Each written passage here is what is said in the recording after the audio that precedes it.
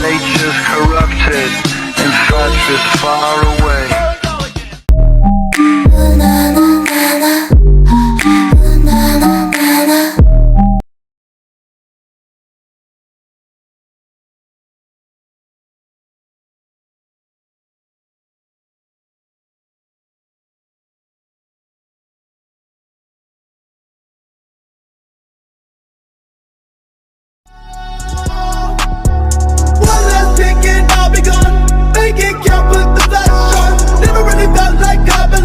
Be on my way and I won't be long.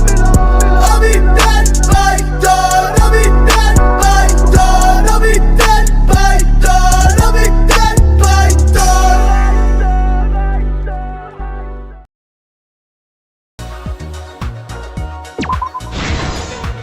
This is the truth of the case. Let's go over the trick that Kokichi and the culprit created together. Last night, Kibo saw Himiko from the window of his lab. She was carrying a black case and heading to the Exisal hangar. When she reached the hangar, she handed the case to someone through the bathroom window. That someone is the culprit of this case. Locked in the bathroom, the culprit had asked Himiko to bring them a certain weapon. A disassembled crossbow from Maki's lab. The culprit was going to use the crossbow to challenge Kokichi to a fight.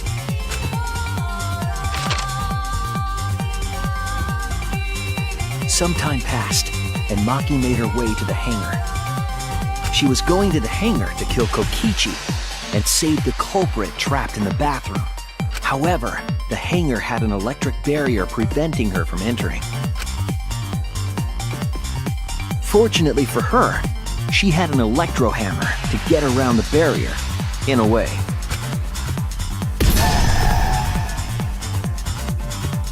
She used her electro hammer to disable an exisal and climbed inside.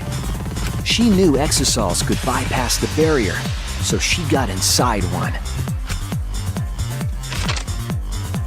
Around that time, the culprit and Kokichi began their confrontation.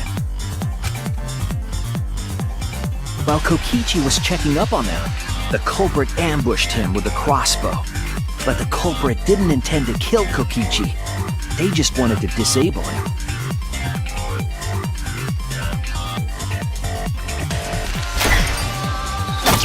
That's why the culprit aimed for Kokichi's right arm. If they really wanted to kill him, they would have shot him in his vitals. Kokichi reeled from the arrow, and the culprit jumped on him immediately. He didn't want Kokichi to have the chance to summon an exisal with a remote. While they were fighting, something happened that caught them both off guard.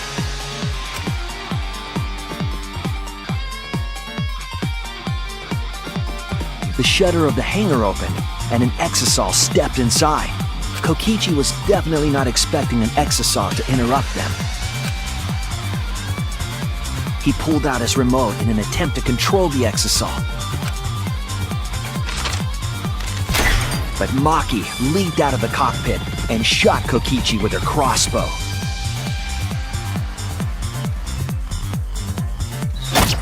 The arrow hit Kokichi right in the back, and it was no normal arrow. The tip was covered in a lethal poison from my lab called Strike 9 poison. The poison kills slowly. It seems as if Maki wanted Kokichi to confess before he died. But even with poison in his veins, Kokichi continued to spin his lies. When she had had enough, Maki tried to finish him off with another poisoned arrow. But this time, Maki was the one caught by surprise. To keep Maki from becoming the Blackened, the culprit used their body to shield Kokichi. The culprit's left arm was struck by a poison arrow. Maki remembered that there was an antidote in my lab and immediately ran off to get it. The strychnine poison slowly circulated through their systems and would soon kill them both. But in that desperate situation, Kokichi thought up a clever lie. He incorporated this unforeseen event into his plan to help him win the killing game. Or should I say, help him defeat Monokuma. That was Kokichi's true objective. It's why he claimed to be the mastermind. Thinking fast, Kokichi closed the shutter so that Maki could not re-enter the hangar. Thus, Kokichi's final lie was set into motion.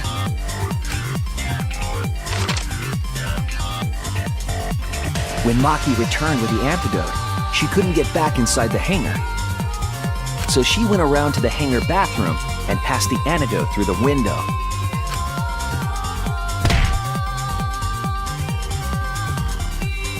But after the culprit was given the antidote, Kokichi immediately snatched it.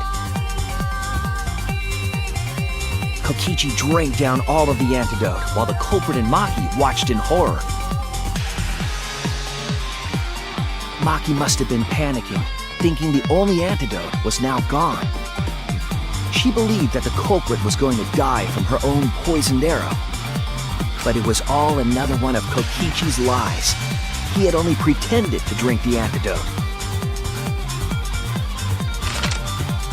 Maki tried desperately to break into the hangar, even slashing the control panel. But she couldn't get the shutter to open again.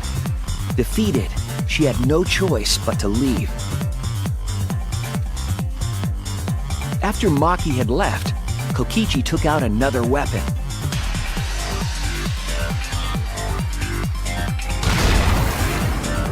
An electrobomb, capable of disabling communication devices for hours. Kokichi's plan was to use an electrobomb to knock out Monokuma's surveillance cameras. That was why he commissioned Miu to make the bombs in the first place.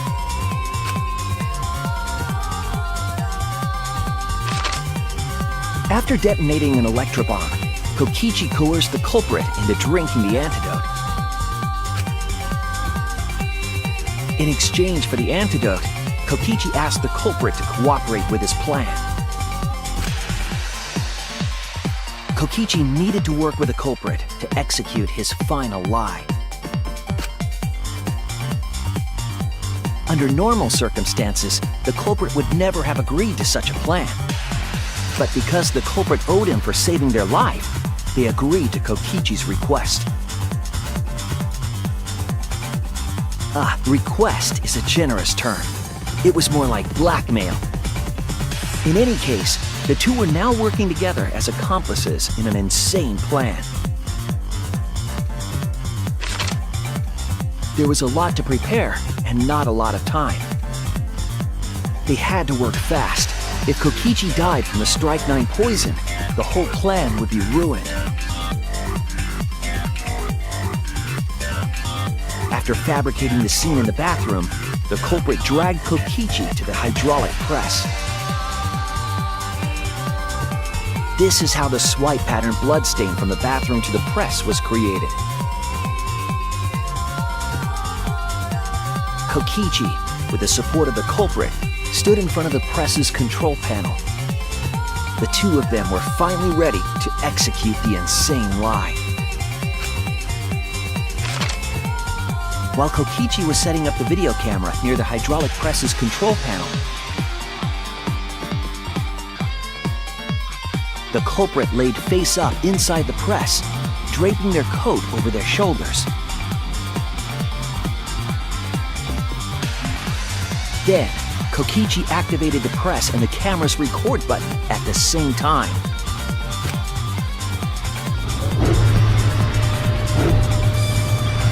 The hydraulic press came down slowly, all caught on tape for us to see.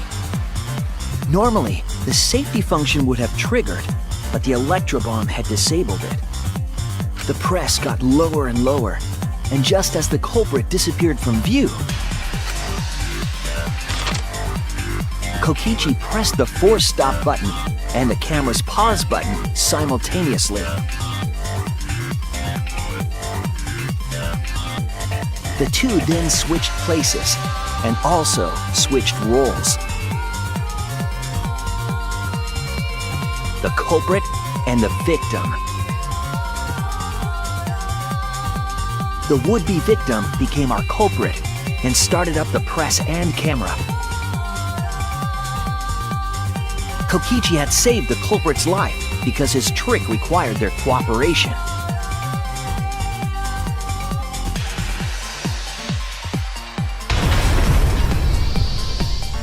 He wanted to win the killing game, even if it meant dying himself. And so, Kokichi was crushed by the press, and the whole thing was caught on video. The culprit's left sleeve was dangling from the press, making us think he was the victim. Now alone, the culprit collected the video camera and tore the hydraulic press's power cord so that it could never be raised again. This would make it impossible for us to determine the identity of the crushed body. But there was another reason the victim was killed in this way. It obfuscated the cause of death, making the case that much more difficult to solve. This was all part of Kokichi's plan to create a murder not even Monokuma could figure out. With the press disabled, the culprit returned to the bathroom to flush Kokichi's clothes. Finally, they climbed inside of an exisal to hide and waited with bated breath. And here they are now in this trial, pretending to be Kokichi. They're trying to deceive Monokuma in order to defeat the true mastermind. And that's it. That's Kokichi's unidentified culprit trick.